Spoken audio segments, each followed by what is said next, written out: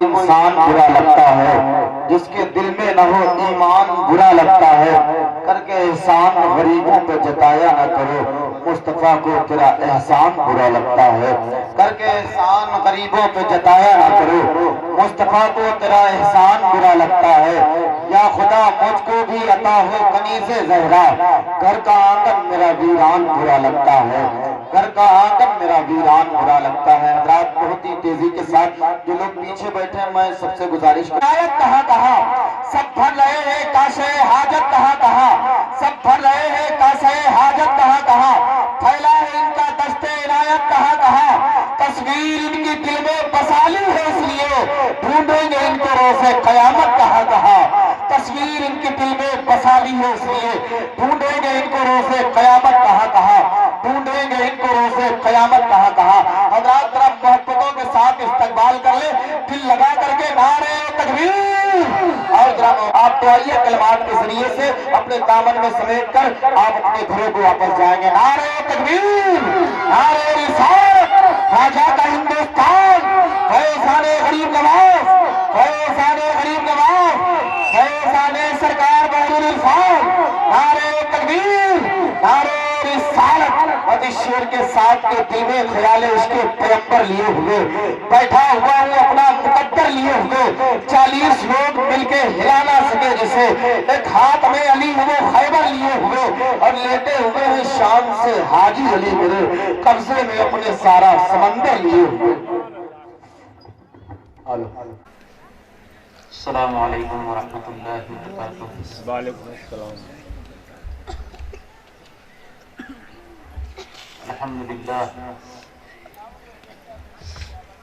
الحمد للہ کفا وسلام علی عبادہ الذین اصطفیٰ،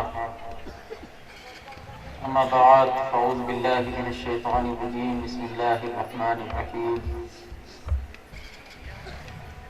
کل نفس ذائقۃ الموت، صدق اللہ مولانا العظیم وصدق رسولہ النبی الامین المتین المبین الکریم، ونحن علی ذلک لمن الشاہدین والشاکرین والحمد للہ رب العالمین۔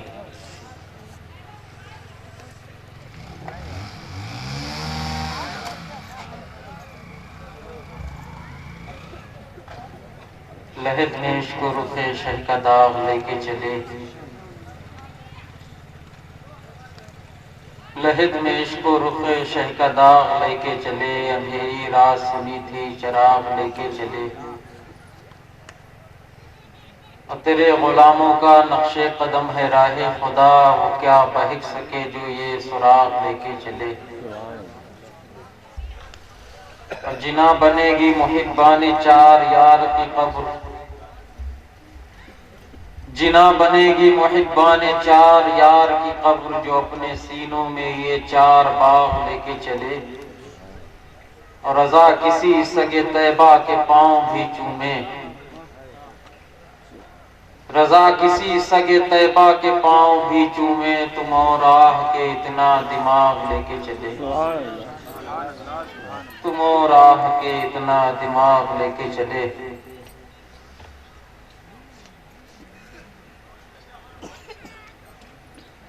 بہت دیر سے آپ لوگ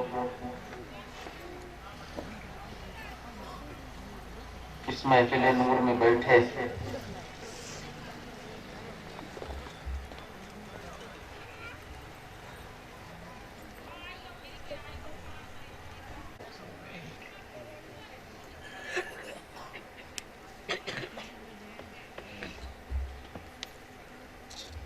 دوسری چیز یہ ہے کہ مدینے کے سچے عاشق اور مدینے کے دیوانے رہتے ہیں، مدینے کے وفادار رہتے ہیں، مدینے سے محبت کرنے والے رہتے ہیں، مدینے کے غدار نہیں رہتے۔ جس گاؤں میں، جس شہر میں مدینے کے عاشق ہوں، مدینے کا ذکر ہو، مدینے کی باتیں ہوں، اور جس گاؤں میں مدینے کے وفادار رہیں، تو اس گاؤں میں نہیں رحمتیں برسیں گی، پھر کہاں برسیں گی؟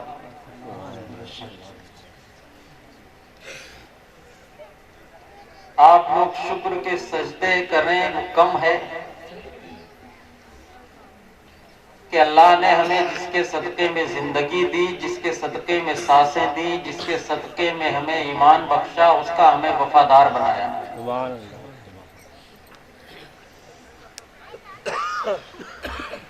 بلکہ یہ کہہ لیا جائے کہ جس کا ہم کھا رہے ہیں ہم اسی کے گیت گا رہے ہیں۔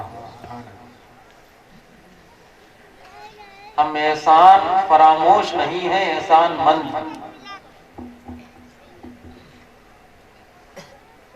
اور تیسری بہت اہم چیز آج کے دور کے حساب سے پیروں کے فتنوں سے ہمارے گاؤں کی حفاظت کرنا۔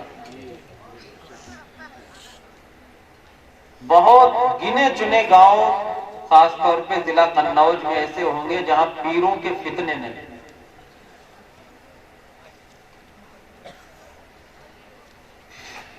پٹھان لوگ رہتے ہیں جسے ہم ایک بار مان لیا تو مان لیا،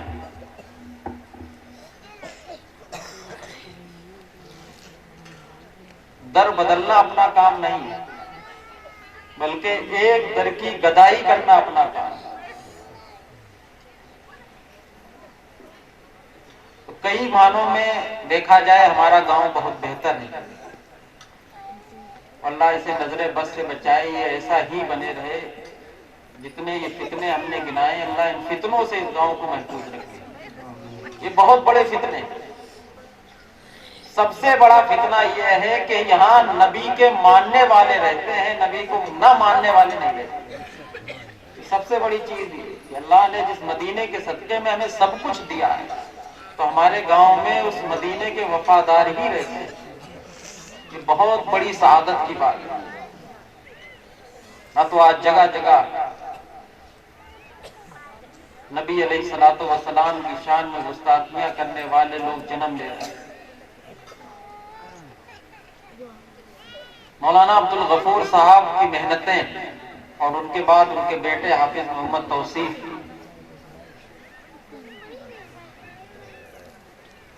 یہ حقیقت ہے کہ جو خلوص کے ساتھ، للہیت کے ساتھ لگا رہتا ہے، اللہ اس کے جانے کے بعد اس کے نام کو زندہ رکھتا ہے۔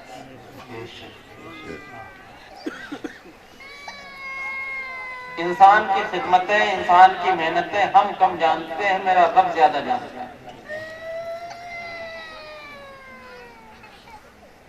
اس ٹھنڈ رات میں اتنا وقت ہو چکا ہے، اس سے اوپر ٹائم ہو گیا ہے، ماشاءاللہ آپ لوگ موجود ہیں، اور آپ سے زیادہ کہیں ہماری ماں اور بہنیں موجود ہیں۔ اور یہ حقیقت ہے کہ جب بہت مجبوری میں اسلام کو کہیں کہیں ضرورت پڑی تو عورتیں ہی کام آئیں۔ ہم آپ سمجھتے ہیں کہ سب کچھ مردوں سے،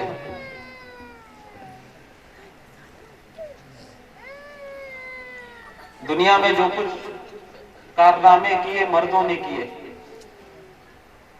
بلکہ مرد کے کامیابی کے پیچھے سب سے بڑا ہاتھ عورت کا ہوتا ہے۔ عورت اگر گھر کو بگاڑنے پہ آ جائے تو ہم سدھار نہیں سکتے۔ ہمارے نبی نے کیا فرمایا؟ دنیا کلھا متاع و خیر متاع دنیا المرأۃ الصالحہ۔ دنیا ایک سامان ہے اور دنیا کا بہترین سامان، دیکھیے ہمارے نبی نے جو فرما دیا وہ فرما دیا۔ ہمارے نبی کی بات جھوٹی نہیں ہو سکتی، ہمارے نبی کی بات کو جھٹلا نہیں سکتا، اور ہمارا نبی وہی کہتا تھا جو میرا رب کہتا ہے۔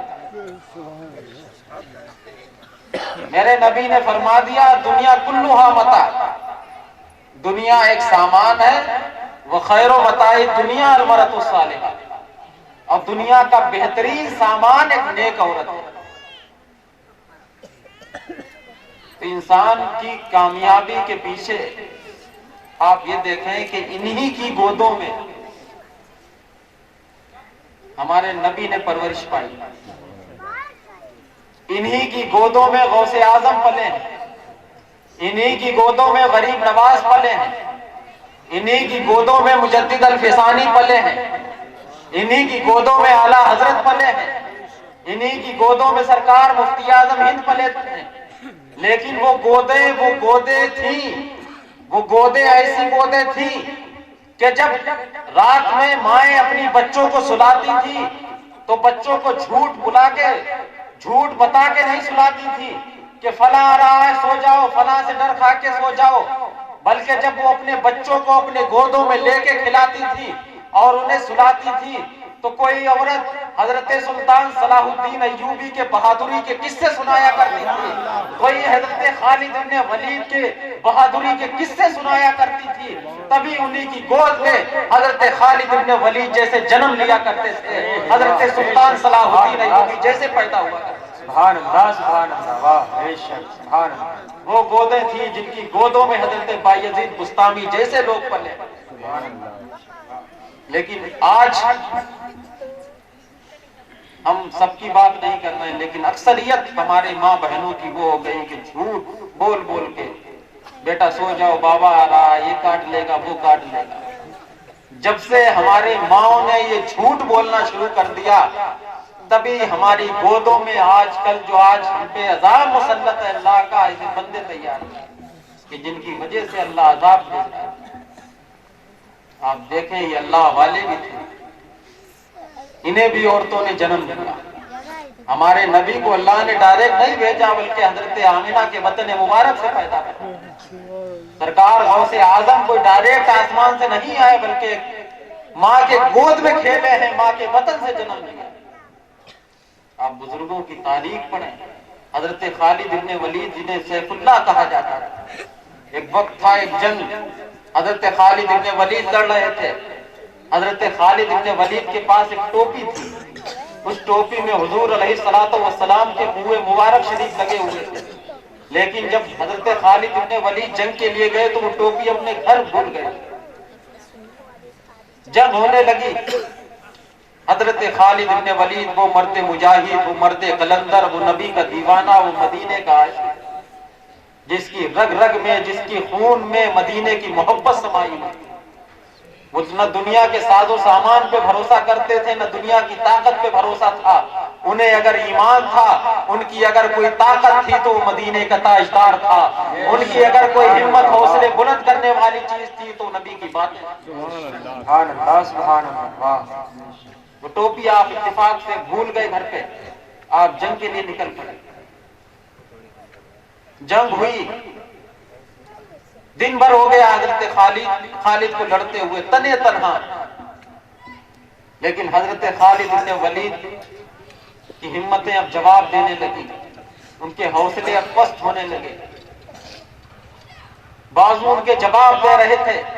اتنے میں لوگ کیا دیکھتے ہیں کہ ایک گھوڑے پہ ایک نقاب پوش عورت آ رہی ہے، اس نے حضرت خالد ابن ولید کو ٹوپی دی، حضرت خالد ابن ولید نے وہ ٹوپی لگائی۔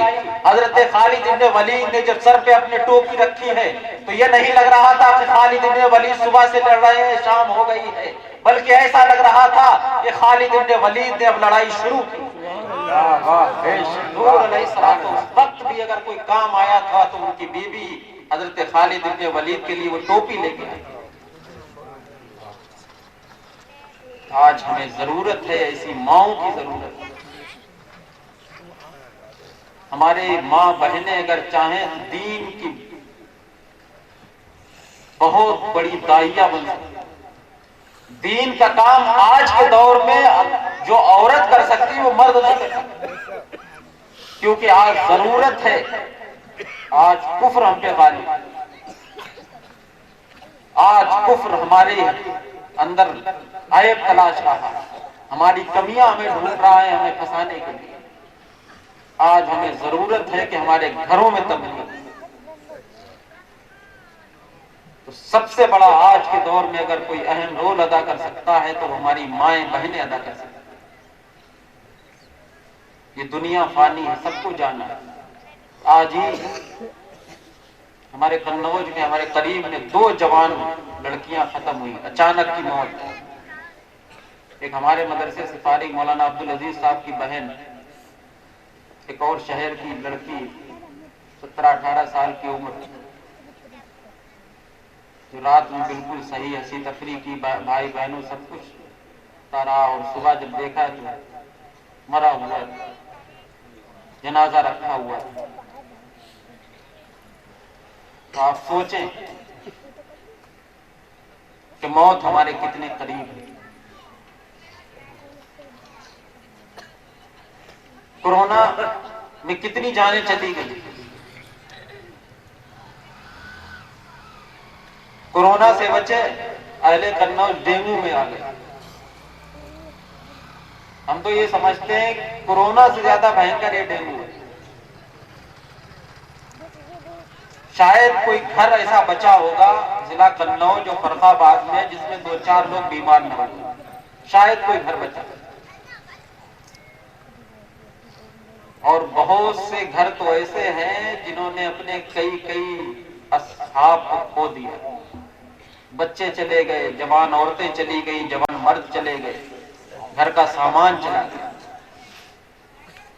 जब घर का मैन इंसान चला जाता है, घर की ताकत चली जाती है, तो घर वीरान हो जाता है, घर तबाह हो जाता है। छोटे छोटे बच्चे, आज ही देखा मौलाना अब्दुल अजीज साहब के भांजे, दो छोटे छोटे, लेकिन जहां उनके बचपना देख के ख्याल आ रहा था कि इन्हें पालने वाला कौन है, इनकी परवरिश करने वाला कौन है, लेकिन दूसरी तरफ जब निगाहें उठती थी तो ये हकीकत है और 100% हकीकत है कि असल पालने वाला मेरा रब है, जिंदगी देने वाला रब है, मौत देने वाला रब है। यही चीज जब मुसलमानों में, हमारे नबी के सच्चे असहाब में, सहाबा में यही चीज गूंजी थी और उनके दिलों में यही समाया था कि जिंदगी देने वाला रब है, मुझे मारने वाला भी रब है। न काफिर मेरा कुछ कर सकते हैं, न ये दुनिया की ताकतें मेरा कुछ बिगाड़ सकती हैं। यही जब चीज जब 2 छोटे छोटे बच्चों में आई थी तो वो बच्चे हजरत अब्दुर्रहमान इब्ने औफ से अबू जहल का पता पूछ रहे थे, कहे चचा जान ये तो बता दो अबू जहल कौन। वही हिम्मत, वही हौसले उन्हें मालूम था कि जिसके सदके में हमें जिंदगी मिली है वो हमारे साथ है, वो हमारा नबी है, हम उस पे ईमान लाए। हमने अपने आप को उसके हाथ में बेचा, लेकिन हमारी नजरें आजकल के दुनिया के लोगों के ऊपर है, नेताओं के ऊपर है, डॉक्टरों के ऊपर है। हम ये समझते हैं जो कुछ है डॉक्टर के हाथ में, जो कुछ है नेताओं के हाथ में है, जो कुछ है योगी और मोदी के हाथ में। कभी हमने ये ख्याल नहीं किया कि इन सबका बादशाह हमारा रब है, इन्हें जिंदगी देने वाला हमारा रब है, इन्हें मारने वाला भी हमारा रब है, इन्हें हुकूमत देने वाला भी हमारा रब है, इन्हें कुर्सी से हटाने वाला भी हमारा। सबका मालिक, सबका खालिक हमारा रब है, जिसे हम मानते हैं, जिसे हम पूछते हैं। कभी नहीं आपने सोचा होगा। हम दुनिया की ताकत से घबराते हैं, दुनिया की ताकत, दुनिया के काफिरों को जब हम देखते हैं हमारे हौसले पस्त हो जाते हैं, हमारी हिम्मतें जवाब देती। लेकिन अब सहाबा की जिंदगी आप पढ़ें, नबी के दीवानों की आप कहानियां पढ़ें, नबी के आशिकों के आप किस्से पढ़ें तो आपको पता चलेगा आखिर ये भी तो इंसान थे, ये भी तो हमारी तरह खाते पीते थे, ये भी तो हमारी तरह चलते फिरते थे। इनके दिलों में भी तो माँ बाप की मोहब्बतें थी, इनके दिलों में भी तो औलाद की मोहब्बतें थी, ये भी तो अपनी बीवियों से मोहब्बत करते थे, ये भी तो अपने घरों से मोहब्बत करते थे। आखिर क्या वजह थी? एक तरफ ये अपनी बीवियों से, अपने बच्चों से मोहब्बत करते थे, लेकिन जब मोहब्बत मदीने की जब बारी मोहब्बत की मदीने के ताजदार की आती थी, जब मदीने की मोहब्बत की बारी आती थी, तो अपनी औलाद को एक तरफ रख के, अपने वालिदैन की मोहब्बत को एक तरफ रख के मदीने के इश्क में, नबी के इश्क में निकल पड़ते थे। तब ये नहीं सोचते थे कि हमारी जानें जाएंगी या हमारा क्या होगा। इस्लाम की जब पहली जंग हुई थी, जब जंग के बद्र से लोग वापस आ रहे थे, तो रास्ते में एक औरत खड़ी थी। आप उस औरत की हिम्मत देखें, उसकी मोहब्बत देखें, उसका इश्क देखें। जब जंग से लोग फरार होके वापस आ रहे थे, वो औरत रास्ते में खड़े होके जो जंग में शरीक थे उनसे पूछ रही थी, बताओ मेरे मोहम्मद कैसे हैं, मेरा नबी कैसा है। आज हम और आप होते या हमारी औरतें होती تو اگر ہماری اولاد یا ہمارے ماں باپ یا ہمارے اصحاب اس جنگ میں شریک ہوتے تو سب سے پہلے ہم اپنی اولاد کی خبر لیتے، سب سے پہلے ہم اپنے شوہر کی خبر لیتے، سب سے پہلے ہم اپنے بھائی کی خبر لیتے، سب سے پہلے ہم اپنے رشتہ داروں کی خبر لیتے، پوچھتے آخر یہ بتاؤ ہمارے رشتہ دار کیسے۔ لیکن اس عورت کی ہمت دیکھیں، اس عورت کے آپ حوصلوں کو دیکھیں، اس کی محبت کو دیکھیں۔ اسے معلوم تھا کہ یہ دنیا تو فانی ہے، دنیا کٹ جائے گی، دنیا کی محبت کچھ نہیں ہے، لیکن سب سے بڑی محبت اگر کوئی ہے تو وہ مدینے کے تاجدار کی ہے۔ سبحان اللہ سبحان اللہ۔ حقیقی محبت معلوم ہے کہ جس کے صدقے میں اس عورت کو معلوم تھا کہ جس کے صدقے میں ہمیں اس دنیا میں آنا ملا ہے اور جس کے صدقے میں کل ہمیں جنت ملے گی، وہ بھی معلوم۔ وہ عورت راستے میں کھڑے ہو کے پوچھ رہی تھی بتاؤ میرے نبی کیسے۔ ایک صاحب آئے، اس عورت کے 3 لوگ اس جنگ میں شریک تھے، اس کا شوہر تھا اس جنگ میں، اس کا بھائی تھا اس جنگ میں، اس کے بیٹے تھے اس جنگ میں۔ وہ عورت پوچھ رہی تھی، ایک صاحب آئے پوچھا بتاؤ میرے نبی کیسے ہیں۔ وہ صاحب کہنے لگے اے عورت تمہارا شوہر شہید ہو گیا ہے۔ وہ عورت کہہ رہی تھی مجھے میرے شوہر کے بارے میں نہ بتاؤ بلکہ یہ بتاؤ کہ میرا نبی کیسا ہے۔ دوسرا آیا کہا تمہارے بھائی شہید ہو گئے۔ وہ عورت کہہ رہی تھی مجھے میرے بھائی کے بارے میں نہ بتاؤ بلکہ یہ بتاؤ میرے نبی کیسے ہیں۔ تیسرا آیا اس نے کہا تمہاری بچے شہید ہو گئے۔ وہ عورت کہہ رہی تھی مجھے میری اولاد کے بارے میں نہ بتاؤ بلکہ یہ بتاؤ کہ میرا نبی کیسا ہے۔ اگر میرا نبی سلامت ہے تو میرا سب کچھ سلامت ہے۔ نعرہ تکبیر، نعرہ رسالت، جشن عید میلاد النبی، فیضان حضور بحر العرفان، نعرہ رسالت۔ آج ہم کہتے تو ہیں ہم نبی کے ماننے والے ہیں، نبی سے محبت کرنے والے ہیں، نبی کے امتی، لیکن آپ اپنے دلوں میں جھانک کے دیکھیں کیا اس عورت جیسی محبت آج ہمارے دلوں میں؟ حضرت صدیق اکبر رضی اللہ تعالیٰ عنہ، آپ کے بیٹے جب ایمان لائے تو ایک دن کہنے لگے ابا جان ایک وقت ایسا تھا کہ آپ مسلمانوں کی طرف سے جنگ لڑ رہے تھے اور میں کافروں کی طرف سے تھا۔ ایک وقت آیا کہ آپ کی گردن میری تلوار کے نیچے تھی۔ دیکھیں اسلام کی محبت، دین کی محبت دیکھیں، نبی کی محبت دیکھیں۔ آخر ابو بکر کا نام ایسے ہی نہیں زندہ، حضرت عمر کا نام ایسے نہیں زندہ، غریب نواز آج ہمارے دلوں میں ایسے ہی نہیں زندہ ہے، بلکہ انہوں نے دین کے لیے قربانیاں دی۔ آج ہمارے سروں پہ ٹوپیاں ہیں، آج ہمارے چہروں پہ داڑیاں ہیں، آج ہماری مسجدیں آباد ہیں، آج ہمارے مدرسے آباد ہیں۔ ان کے پیچھے سب سے بڑی قربانی ہمارے اولیاء اکرام کی۔ 1400 سال پرانا دین آج مکے کی وادیوں سے نکل کے آج ملک ہندوستان میں پہنچا ہے، بغیر قربانی کے نہیں پہنچا۔ یہی ملک ہے، یہی ہندوستان ہے۔ اسی ہندوستان میں 27,000 علماء کے سر قلم کیے گئے۔ آپ سوچیں ہمارے اسلاف نے کیسی کیسی قربانیاں دی اس ملک کے لیے،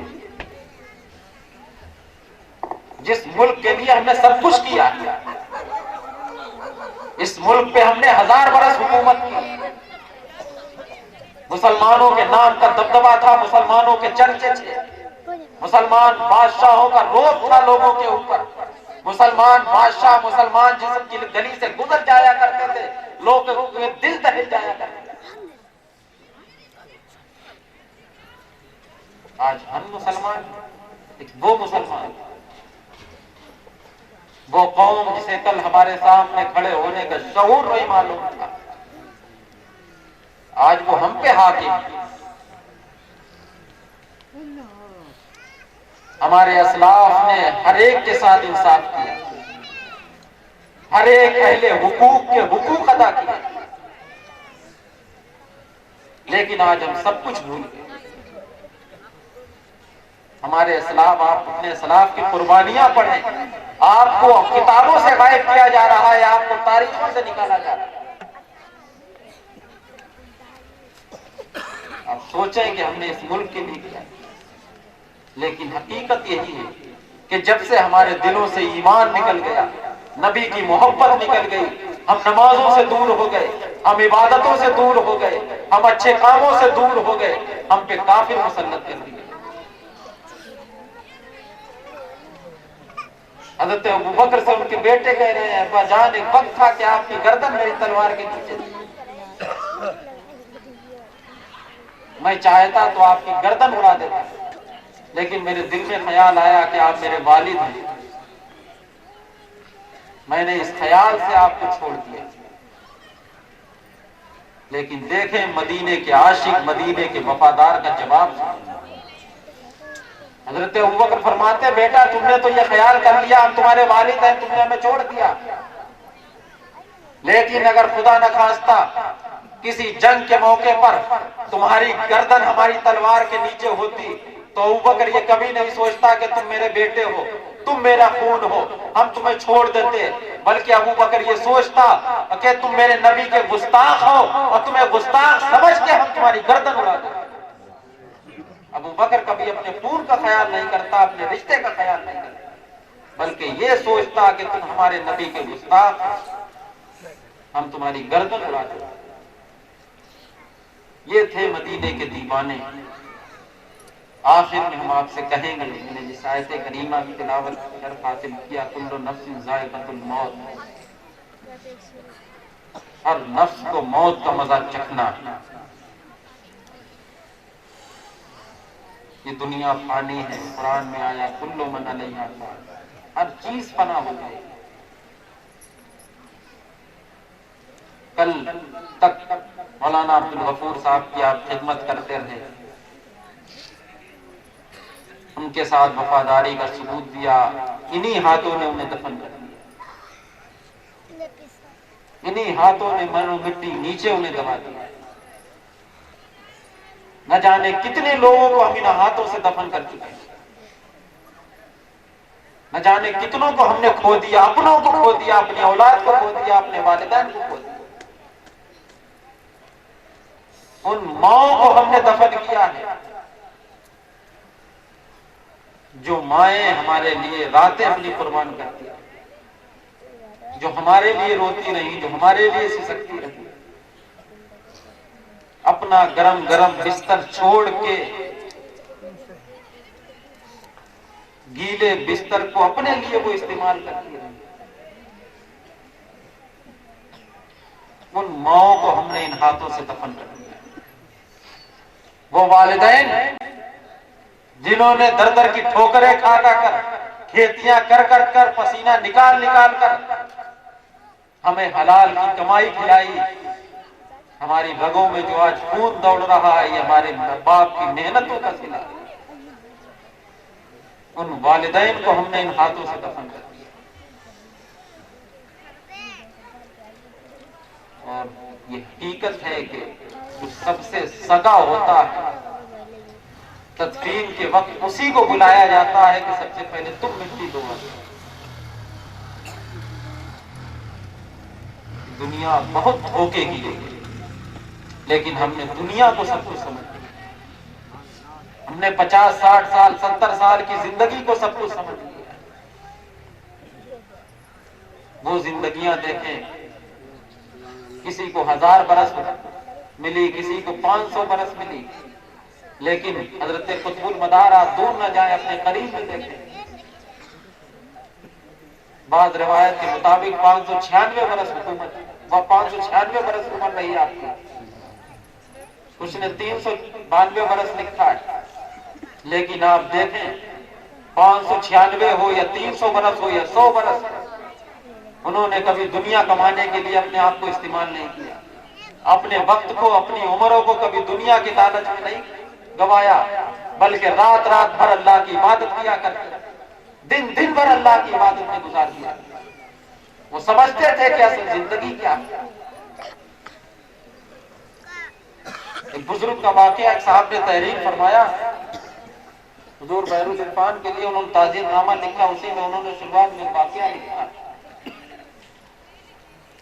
حضرت ابو منصور کا، کہ انہیں جب دفن کیا گیا، دیکھیں یہ اللہ والوں نے جو زندگی گزاری تھی، کیسی زندگی گزاری، آپ اکثر سنتے رہتے ہوں گے، حضرت موسیٰ علیہ السلام کے پاس جب ملک الموت آئے تو انہوں نے تھپڑ مار دیا، ان کی آنکھ نکل آئی، رب کی بارگاہ میں حاضر ہو گئے، کہا یہ بندہ مرنا ہی نہیں چاہتا ہے، پھر وہ پورا واقعہ جانور بھیجا، اس پہ کہا جس کے جتنے بال تمہارے ہاتھ کے نیچے آ جائیں گے اللہ تمہیں ایک بال کے صدقے میں 1 سال کی زندگی دے دے گا۔ پھر حضرت موسیٰ نے پوچھا پھر کیا؟ پھر موت۔ تو حضرت موسیٰ نے کہا جب موت ہی ہے تو اے اللہ تو ہمیں بس بیت المقدس کے قریب کر دے، ہماری روح نکال دے۔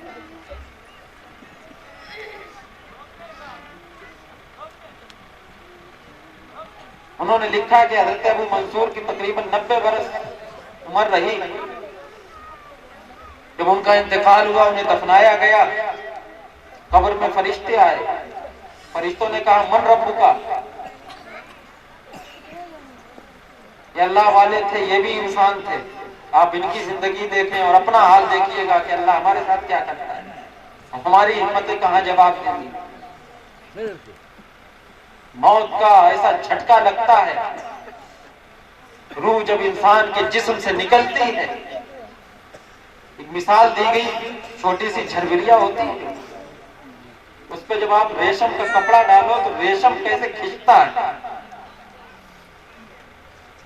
کانٹوں میں جب ریشم پھنستا ہے تو کیسا کھنچتا ہے، جب ریشم کا کپڑا اٹھائیں گے آپ ڈالنے کے بعد، روح ہماری جو ہے وہ نسوں میں پیوست ہے، جسم کی ہر نس میں ہماری روح پیوست ہے۔ جب فرشتے ہماری روح کھینچتے ہیں تو ہماری نسیں کھینچتی ہیں۔ آپ سوچیں جب ہماری کوئی ایک نس میں تکلیف ہوتی ہے تو ہمیں کتنا درد ہوتا ہے، اور جب ہمارے جسم کی ساری نسیں کھینچیں گی تو ہمارا حال کیا ہوگا۔ مرنا سب کو ہے، روح سب کی نکلنا ہے، بس فرق اتنا ہے کہ گناہگاروں کو اسی وقت پتا چل جائے گا کہ ہم نے زندگی اپنی کیسی گزاری۔ حضرت منصور سے سوال کیا فرشتوں نے من ربکا، تمہارا رب کون ہے؟ حضرت منصور کا منہ لال ہو گیا، چہرہ لال ہو گیا۔ ہم آپ فرشتوں کے سامنے منہ نہیں بگاڑ سکتے، ہم آپ فرشتوں کو غصہ نہیں دکھا سکتے، ہماری کیا اوقات ہے کہ ہم فرشتوں سے کچھ کہہ سکیں، لیکن یہ اللہ والے ہوتے تھے جن کی راتیں بھی اللہ کے لیے ہوتی تھی، جن کے دن بھی اللہ کی یاد میں گزرتے تھے، جو مدینے سے سچی محبت کرتے تھے، مدینے کے نام پر مر مٹنے کا جذبہ رکھتے تھے، اللہ انہیں ویسے درجے بلند کیا۔ حضرت منصور نے جب ان کا سوال سنا من ربکا، حضرت منصور کا چہرہ لال ہو گیا، آپ غصے میں فرشتوں سے کہنے لگے کہ میرا جب انتقال ہوا میری عمر 90 برس تھی، جب میں 20 سال کا تھا، 20 سال سے لے کر 90 سال تک میں ایک رب کی پہچان کراتا رہا، 70 سال میں اپنے رب کی پہچان کراتا رہا، نہ جانے کتنوں کو کلمہ پڑھایا، نہ جانے کتنوں کو خدا کے قریب کیا، نہ جانے کتنوں کو ہدایت دی، نہ جانے کتنوں کو خدا کا راستہ بتایا۔ جس نے 70 سال تک ایک رب کی پہچان کرائی ہو، ایک اللہ پر لوگ ایمان لائے ہو، جس کے صدقے میں آج تم اس سے سوال کر رہے ہو کہ تمہارا رب کون ہے۔ آپ سوچیں یہ اللہ والے تھے جن کے اندر اتنی ہمت تھی، وہ دنیا کی بھی کسی طاقت سے نہیں ڈرتے تھے، اور قبر میں جاتے تھے تو انہیں بھی معلوم ہے آخر یہ فرشتے آئے ہیں میرے رب کے حکم سے، اس رب نے بھیجا ہے جو رب ہم سے محبت کرتا ہے۔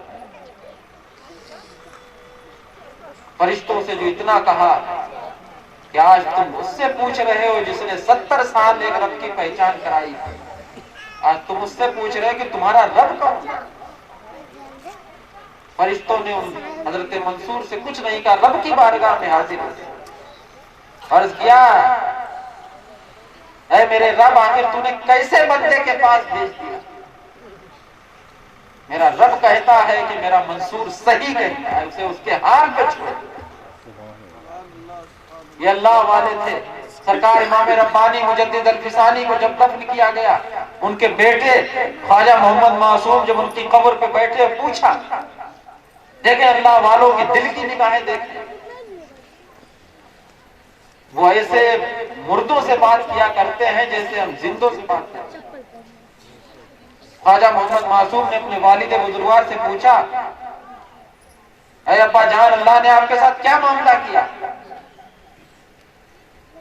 جب انسان قبر میں جاتا ہے تو سب سے پہلے قبر انسان کو دباتی ہے، ذائقے قبر کہا جاتا ہے۔ قبر کی جو سب سے پہلی منزل ہے وہ ذائقے قبر۔ آپ یہ نہ سمجھیے گا کہ رات کی اس تنہائی میں ہمیں قبر سے ڈرایا جا رہا ہے، بلکہ موت کو یاد لایا جا رہا ہے۔ مرنا سب کو ہے۔ اس رات کی تنہائی میں آپ سوچیں کہ اگر تنہے تنہا ہم کھیتوں میں نکل جائیں تو ہمیں کیسا لگے گا۔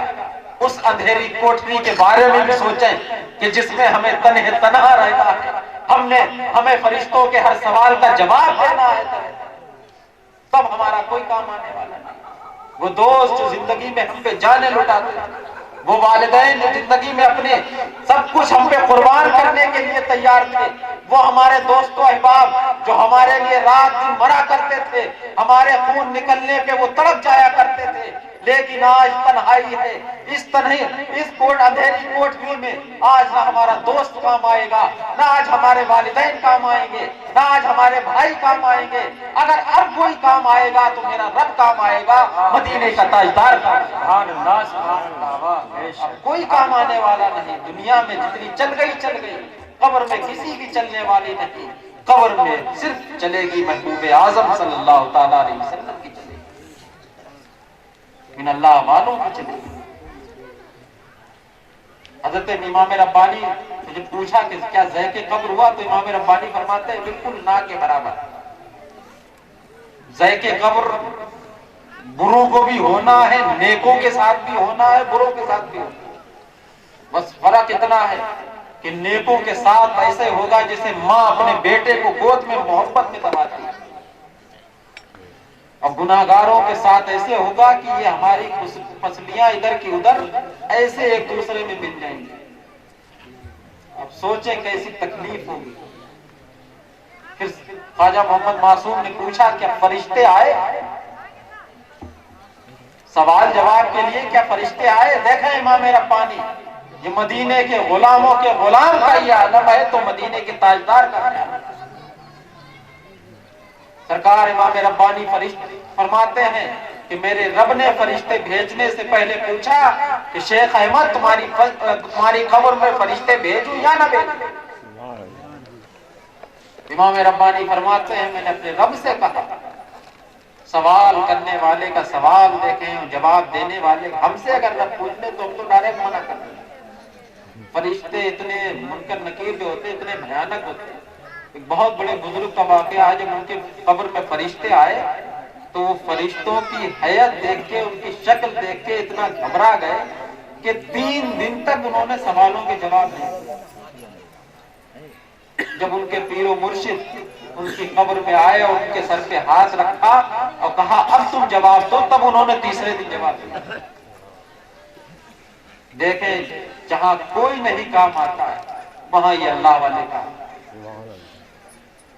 سرکار امام ربانی نے کہا اے میرے خالق، اے میرے مالک، تو میرا ایمان جانتا ہے، تو میرا دل جانتا ہے۔ ہم آپ ہوتے ڈائریکٹ منع کرتے تھے، اے میرے رب نہ بھیج، مجھے بہت ڈر لگتا ہے، میں دیکھ نہیں پاؤں گا، میں گھبرا جاؤں گا۔ لیکن وہ اللہ کے محبوب ہوا کرتے تھے، اللہ بھی دیکھتا تھا کہ میرا محبوب کیا کہہ رہا ہے۔ سرکار امام ربانی فرماتے ہیں اللہ رب العزت کی بارگاہ میں عرض کیا ہے میرے رب تو میرا ایمان جانتا ہے، تو میرا دل جانتا ہے، اب تیری مرضی بھیج یا نہ۔ یہ اللہ والے تھے۔ اعلیٰ حضرت نے صحیح فرمایا تیرے غلاموں کا نقش قدم ہے راہ خدا، وہ کیا بہک سکے جو یہ سراغ ہے۔ آج ہماری ضرورت ہے ان اللہ والوں کی زندگی کو اپنانے کی، ان کے طور طریقے کو اپنانے کی۔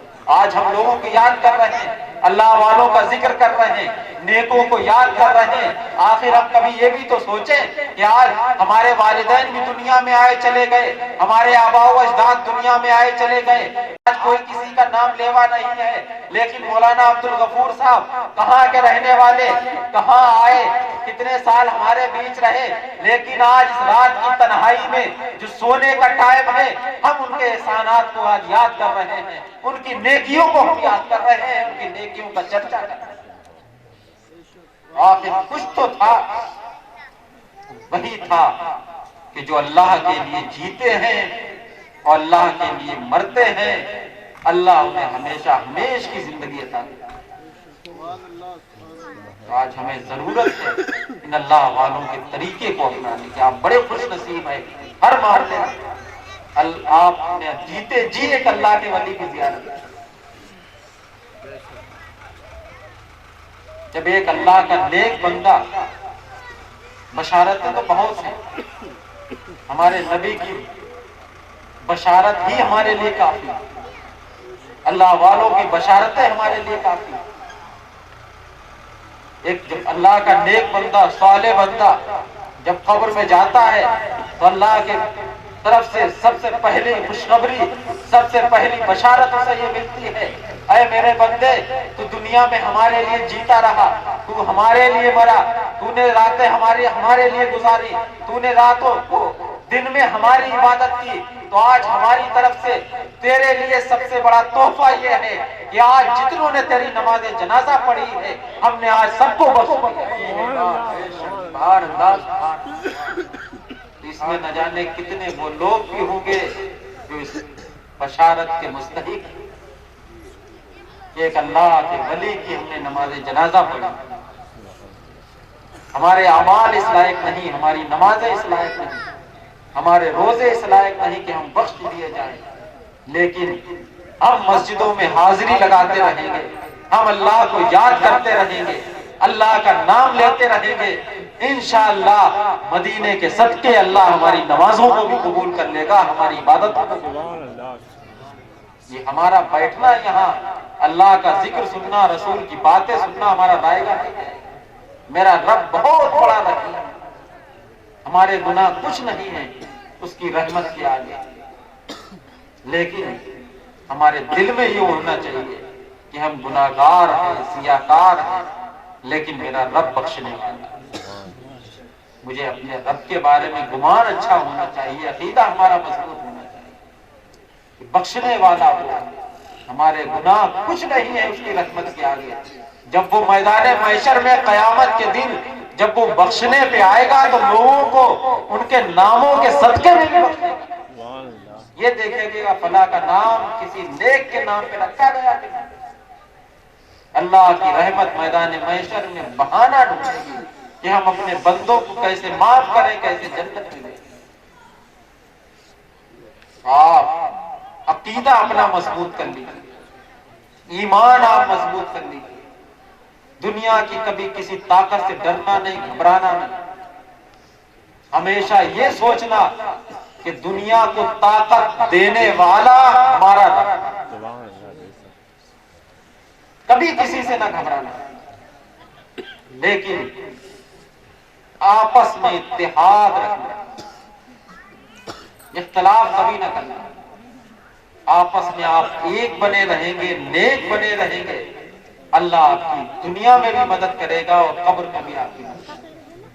اور جہاں آپ نے اپنے آپ کو الگ کر دیا، اپنے بھائیوں کی آپ دشمنی پہ اتر آئے، اپنے بھائیوں کی برائیوں میں لگ گئے، اپنوں کو دور کر دیا، یہ سمجھ لیجئے گا کہ ہماری دنیا بھی خراب ہے، ہماری آخرت بھی خراب ہے۔ ہم آپ سے کہیں گے آپ کا گاؤں جہاں ہر معاملے میں اچھا ہے، وہاں ایک کام اور یہ کر لیجئے کہ آپس میں اتحاد قائم کر لیجئے کہ جب دین کی بات آئے گی، نبی کی بات آئے گی، تو ہم بنام مسلم ہم سب ایک ہو کر، ہم نبی کے دیوانے ہو کر، سب ساتھ میں ہو کر انشاءاللہ دشمنان اسلام کا ہم خاتمہ کرتے نظر آئیں گے۔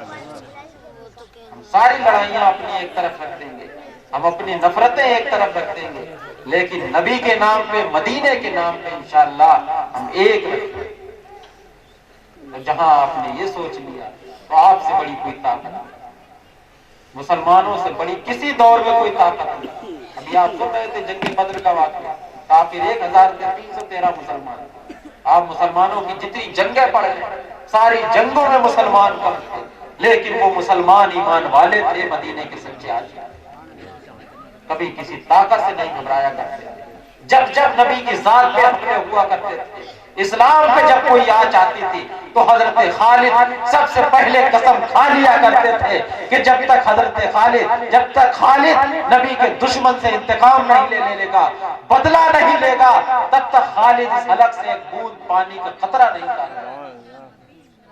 اللہ ان کی مدد کیا کرتا تھا، بڑے بڑے بادشاہوں کے سر قلم کر دیا حضرت خالد بن ولید۔ تو آج ہم ہیں کہ اپنے جسم پہ بیٹھا ہوا مچھر بھی نہیں مار پا رہے، مودی سے ڈر رہے ہیں، ہم یوگی سے ڈر رہے ہیں، ہم شاشن سے خوف، ہمارے دلوں میں پرشاسن کا خوف ہے۔ آخر آپ یہ سوچ لیں ہم کس کے بندے ہیں، کس کی امت ہیں؟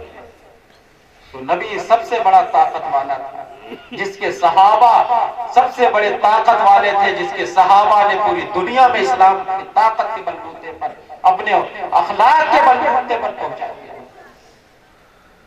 ہم اس کے ماننے والے، آج ہم دوسروں سے خوف کھاتے، کبھی کسی طاقت سے نہ گھبرانا، بلکہ ہمارے سامنے بزرگوں کی مثالیں ایسی ہیں۔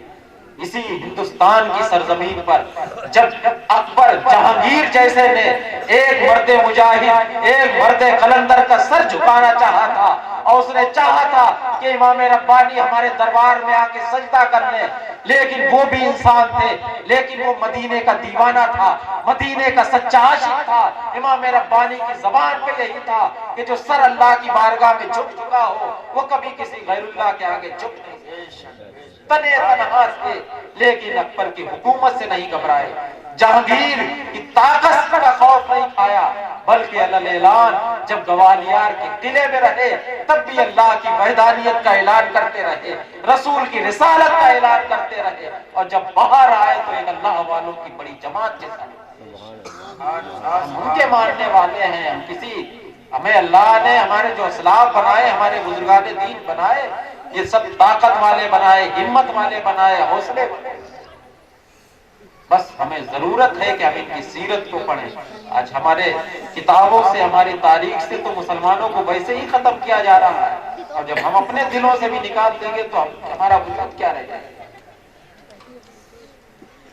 ہم نے سب کو انصاف دیا، ہم نے سب کے حق دیے ہیں۔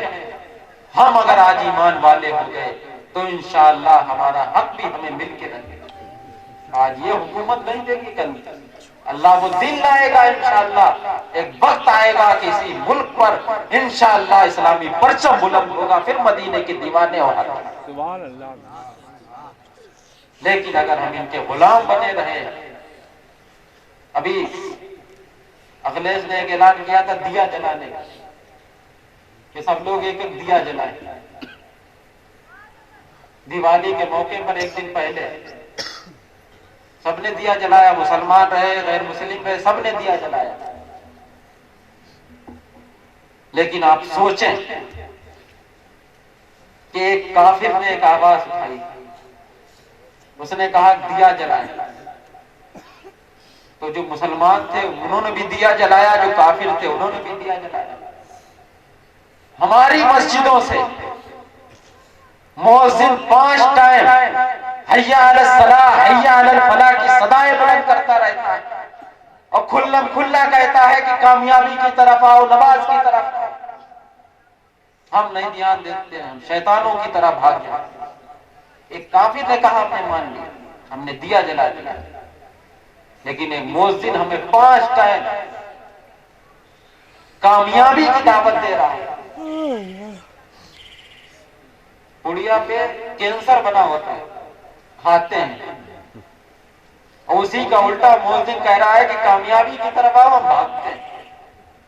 تو آپ بتاؤ کہ ایسی قوم کب ترقی کرے گی جو قوم الٹا چل رہی ہے، جسے کھا کے ہمیں خوب معلوم ہے کہ ہمیں کینسر ہو سکتا ہے، اس میں کینسر بنا، لیکن ہم کھا رہے ہیں۔ اور مؤذن کامیابی کی دعوت دن میں 5 بار دے رہا ہے، لیکن ہم بھاگ رہے ہیں، اللہ کے گھر سے دے رہا ہے۔ آپ لوگ تہیہ کر لیجئے، اللہ نے اگر ہمیں سر دیے ہیں تو یہ سر انشاءاللہ مسجدوں میں اللہ کی بارگاہ میں جھکے، اور جس دن آپ نے اپنے سروں کو اللہ کی بارگاہ میں جھکا دیا، اس دن آپ کسی بھی طاقت کے آگے اپنے سر کو جھکانے سے بچیں۔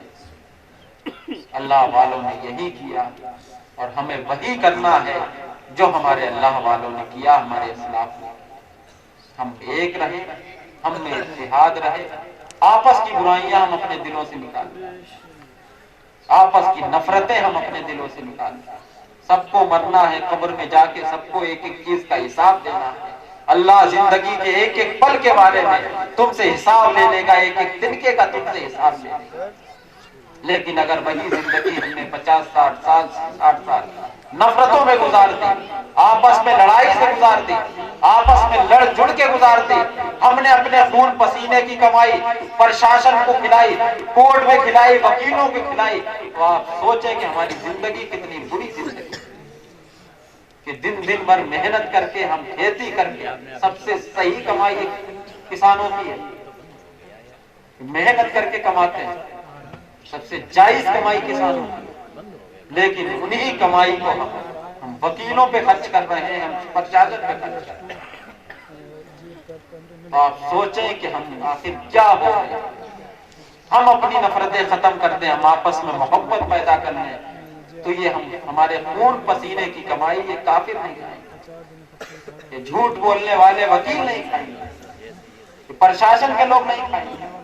ہم اپنے بھائی کی تھوڑی برداشت کر لیں، اپنے بھائی کی برداشت کر لیں، ہماری زندگی بھی کامیاب ہوگی، ہماری آخرت بھی کامیاب۔ ہمارا خدا ایک، ہمارا رسول ایک، ہماری کتاب ایک، کیوں نہ ہمارے رسول کی امت بھی ایک۔ جب ان کے دیوانے ایک ہوں گے تو انشاءاللہ اس ملک میں پھر انقلاب آئے گا، اور پھر انشاءاللہ مسلمانوں کو عروج ہوگا، مسلمانوں کو وہی طاقت نصیب ہوگی جو کبھی طاقت حضرت سلطان صلاح الدین ایوبی کے دور میں ملا کرتی تھی، جو حضرت خالد بن ولید کے دور میں۔ انشاءاللہ ہمارا پرچم پھر اس ملک میں لہرائے گا۔ ہم ڈرنا چھوڑ دیں، دبنا چھوڑ دیں، ہم اپنے حوصلوں کو بلند رکھیں۔ زندگی دینے والا میرا رب ہے، موت دینے والا میرا رب ہے۔ میرے رب نے جو میرا وقت لکھ دیا ہے، موت ہمیں اسی وقت آئے گی، نہ موت ہمیں 1 منٹ آگے آئے گی نہ پیچھے آئے گی۔ اللہ نے جو میرا وقت لکھ دیا ہے، موت مجھے اسی وقت آئے گی۔ کیوں نہ ہم غیروں کے آگے اپنے اسلام کا پرچم بلند کریں، اپنے نبی کا نام روشن کریں، ہم غیروں کو دکھا دیں کہ دیکھ لو مدینے کے دیوانے ایسے ہوتے ہیں، مدینے کے عاشق ایسے ہوتے ہیں۔ تہیہ کر لیجیے انشاءاللہ۔ ہم مولانا عبد الغفور صاحب کے لیے سب سے بڑا ایصال ثواب ہوگا کہ اگر ہم نیت کر لیں انشاءاللہ کہ ہمارے دل کی جو نفرتیں، برائیاں، جو ہمارے اندر بری بیماریاں پیدا ہو گئیں، ہم انشاءاللہ ہم انہیں نکال دیں گے، مولانا عبد الغفور کے لیے سب سے بڑے ایصال ثواب کا ذریعہ ہوگا۔ ان کی محنتیں، ان کی کوششیں اور ان کے صاحبزادے حافظ توصیف صاحب، اللہ انہیں سلامت رکھے، وفادار جو ہوتے ہیں ان کی محنتیں رنگ لایا کرتی ہیں۔ اللہ والوں سے جو محبت کرتے ہیں ان کی محنتیں رنگ لاتے ہیں، اور جو قوم کے لیے اچھا سوچتے ہیں ان کی محنتیں رنگ لایا کرتی ہیں۔ الحمدللہ اتنا تو ہے کہ الجامعۃ الاحمدیہ کا کوئی بھی فرد ہو کبھی اپنی قوم کو گمراہ نہیں کرے گا، کبھی اپنی قوم کو ضلالت میں نہیں ڈالے گا، بلکہ اپنی قوم کے ساتھ ہمیشہ ہدایت کا کام کرے گا، اسے صحیح راستہ بتائے گا۔ یہ سرکار بحر العرفان کی تربیت کا نتیجہ ہے کہ ہم غلامان بحر العرفان کبھی اپنی قوم کے ساتھ دھوکہ نہیں کرنا چاہتے، ہم اپنی قوم کو اچھا راستہ بتانا جانتے ہیں، کیونکہ ہمارے مرشد نے ہمیں یہی سکھایا۔ آپ اللہ والوں سے محبت کرتے ہیں تو ان کی محبت وہی ہے کہ جو انہوں نے زندگی گزاری، جو انہوں نے اخلاق، جو انہوں نے کردار لوگوں کے سامنے پیش کیا، ہم اسی اخلاق سے، اسی کردار کے ساتھ لوگوں کے سامنے آئیں۔ انشاءاللہ ایک وقت آئے گا کہ دین کا بھی بول بالا ہوگا اور مسلمانوں کا بھی بول بالا ہوگا۔ وما علینا الا البلاغ۔ کھڑے ہو جائیں، صلاۃ و سلام۔